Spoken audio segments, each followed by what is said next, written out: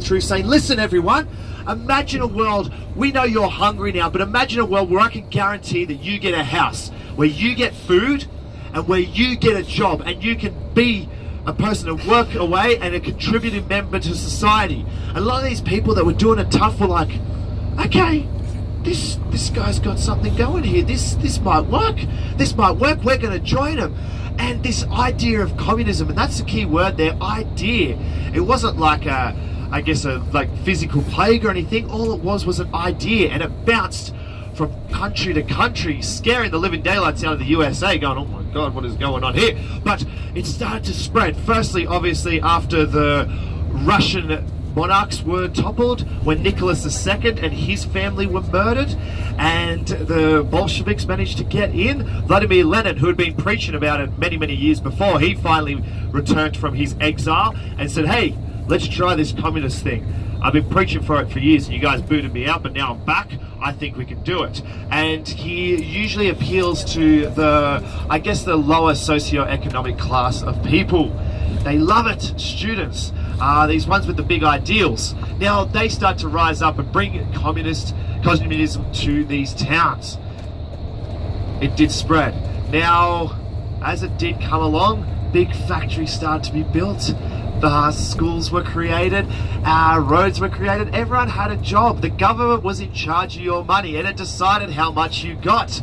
Now at first some people like this, but it's kind of hard because then you can't really be your own man. You can't really be your own man. You can't work hard and then get a nice car, work hard, get a nice house, work hard, go on a bed, yeah, get a better house, exactly, go work hard and go on holidays. This was entirely up to the regime, the person in power, the government in power, to decide how much you were worth. Very different to what we're all used to, where if we want to get a better house, I guess we can push ourselves and work hard. Now don't get me wrong, there's all other factors as well, but at least we somewhat do have a choice to a certain extent. I want to tell you about two friends. I've got two really good friends of mine. Their names Gigi and there is Chris. Now these two guys, Gigi grew up in Lithuania and Chris grew up in Poland. Two very close friends of mine. Both of them lived through the communist regime. Both have very different views of it, and I hear a lot of people, some people, don't get me wrong, I've had people on this bus, not on this trip, but on other trips, yell out and say they preferred communism, and I'm like, good gosh, okay, but fair enough, everyone to themselves. Now I want to give you the example of these two guys living under the communist regime and tell me what you think. So firstly, I want to tell you about my friend Chris. Now Chris grew up in Poland. His father was injured, not in the war or anything. His father used to be a kind of like a farmhand, and he injured himself on the tractor quite seriously, broke his hip, broke his leg, and he could never walk properly again. He could never walk properly again. But under the communist regime, when communism came into Poland, he was able to still get a job. He was getting paid benefits. He had 4 kids. Chris was one of 4, and his kids were getting paid, well, like getting paid, they were going to school, and they had a house. So Chris did not really have his mother on the scene. So the father had the 4 kids, bad hip, was still able to go and work in this factory each day. He got paid for that, and his children still were able to go to school, they were able to get health care, things like that. So he liked it, Chris liked it. Chris said, oh, my father was still a contributing member to society. He was happy. We got our education, we got our food. It was good, I liked it. He goes, I liked it. If it wasn't for that, I would not be here today. That's what he says to me. I would not be here if it wasn't for that. And then he got a job in the same factory as his father. So he enjoyed it. Like as I said, his father was quite happy. When communism fell around the 1990s, when Gorbachev came in and started to bring in these things like glasnost and perestroika, where he allowed the media more free say, where he allowed people, I guess, more free say, and eventually the communist regime collapsed. Suddenly Chris's father, who was nearing his late 50s, was like, oh, okay, what do I do now? These factories closed or they became privatized. They didn't want a guy with a dodgy hip that could hardly walk working in this factory anymore. He wasn't really contributing. They could get a younger fella, pay him the same or even less, and he would probably do more of the work. So Chris's dad lost his job. Chris's younger sister was still in school. Well, she's the younger two sisters were still in school. Suddenly he had to find a way to pay for this education. Suddenly their house, they weren't quite sure what was going to happen to their house as the country transitioned over. A lot of people started to starve. A lot of people started to starve because they're like, oh my God, how am I going to feed my family now? How is this going to happen? Now, I'm not saying communism is the right thing, but communism helped these people. In his circumstance, it was perfect for him. And there were a lot of people like this. And they struggled massively. His father, Chris says to this day, was a broken man after this. He couldn't contribute to society and he felt worthless. He says his father almost felt suicidal at some stages because he had these 4 kids to look after. Don't get me wrong, the 2 older sons were helping out by now and they were older, but the father felt like nothing. He couldn't help his government, he couldn't help his country, he couldn't help his family. And he was very, very upset. And he said, my father was never the same. Never the same. It was good for me. It was good for my family. If not, we would not. I did not have a mother like some people. Even if I did, she would have had to work. So it really upset him. And he said those 10 years after the fall of communism in Poland, yeah, he said people celebrating on the street saying, hooray, hooray, yeah, yeah. But me, I had to try and work. I had to try and look after my sisters, my father. It was not good. He gets very emotional when he tells me. Now, don't get me wrong, communism is usually enforced quite harshly. That is the thing, because everyone's equal, but if people don't want to be as equal as others, they try and rise to the top, and you need a bit of a force to stop these ones.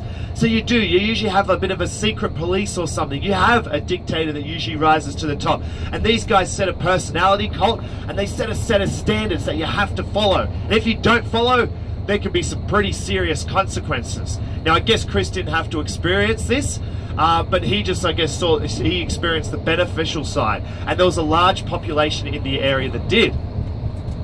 Let's talk about my friend Gigi. Very good friend of mine. I actually worked with Gigi, this guy. I've done many, many trips with him. Lithuanian dude, hates communism, hates the Russians. Why?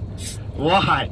Lithuania was occupied throughout the 90s by the Soviets, and he tells me his life, Blake, I hate them. Like, I go to school, they make me go to school, I have to go to school. It was just him, his brother, his mum and dad. His father was a mechanic, so his father was making cars, helping repairing cars throughout the communist regime. But he says, I go to school, I sit there, I have stupid haircut like you, like stupid hair hanging down.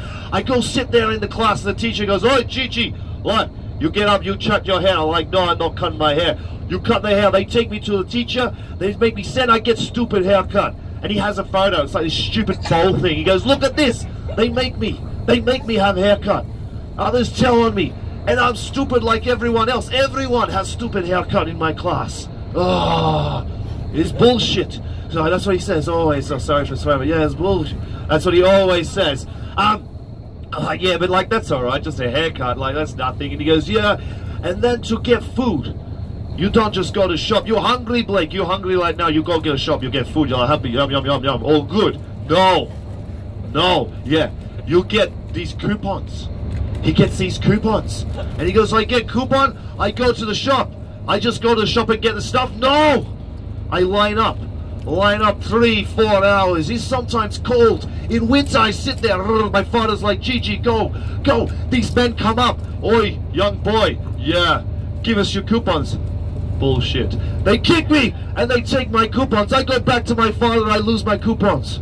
Yeah, then his father probably beat him. I think Gigi's right. Yeah, he lost his coupons. He said people would like try and steal these like coupons by the time they get there. I said, but what do you get with these coupons, Gigi? He goes, oh, no, like you get some food, some toilet paper, a few different things. It's like this kind of package for the week. And next week, have to go back, line up again. I was like, you're kidding. I was like, oh my gosh. I said, oh, well, like, you know, like, why don't you just drive there? He goes, haha, no car for you. Like, no, we don't get car like this. No, my father he worked a mechanic. He works on cars. He took his father 7 years. So at the company, he was working, I'm not sure, I think it was some auto manufacturing company or something like that. Probably one of those Trabant companies, those rubbish cars.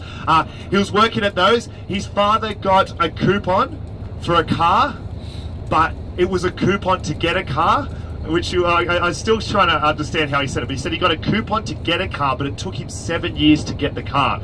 So he got this coupon with a date, and he went into a waiting list for the car. And he had to wait, and it took him 7 years to get this car.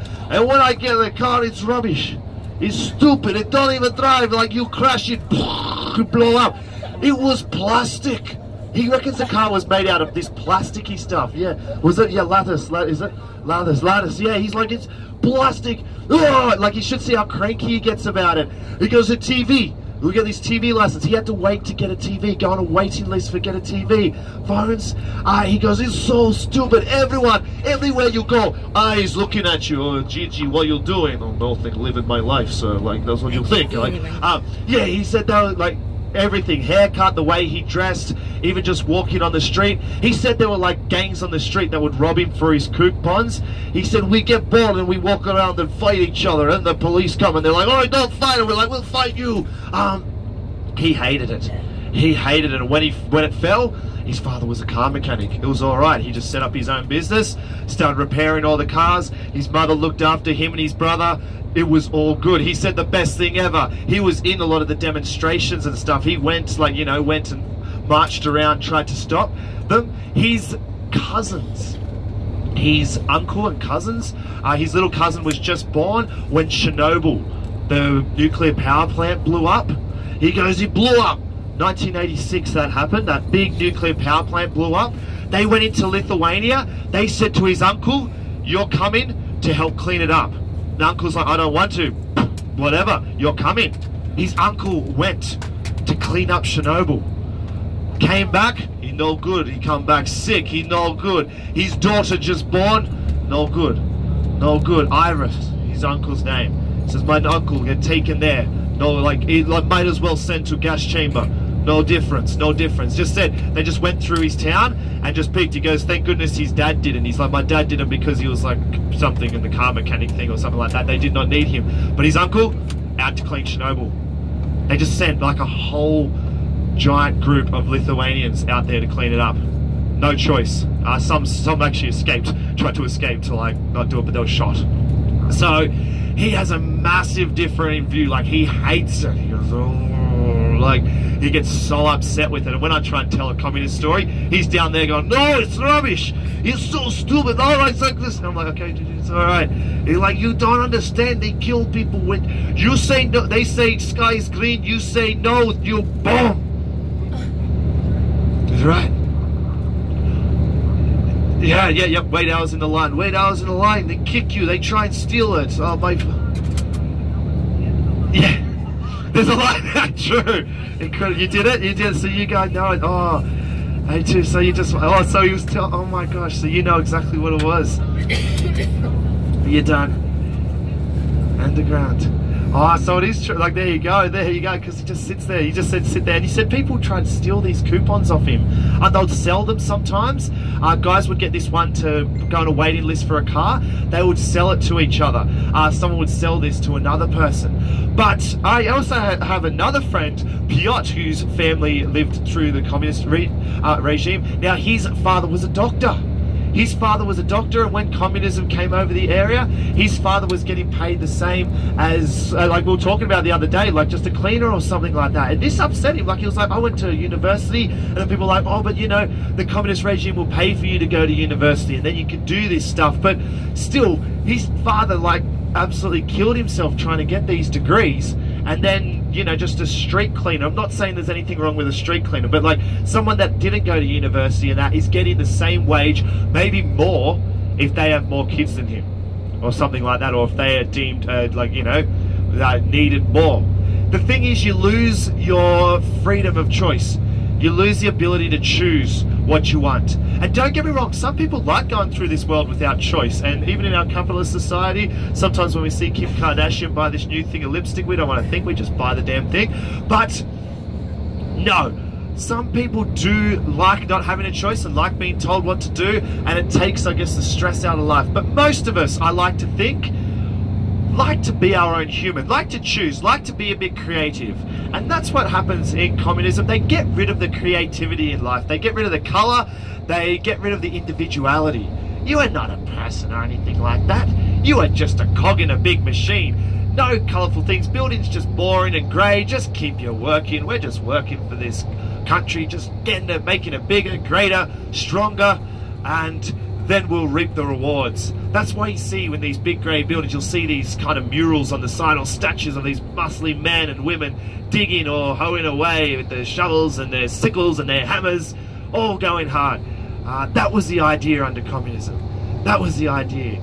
In theory it sounds alright. Actually in theory it doesn't. I don't know. I don't want to be the same as anyone else. I pride myself on being different. For goodness sakes, I can't even wear the same socks, let alone conform to some government regime. The people in Byron Bay would struggle. So when communism did fall, oh yeah, no, I'm just blabbering now. What was that, James? No, tell, because you guys.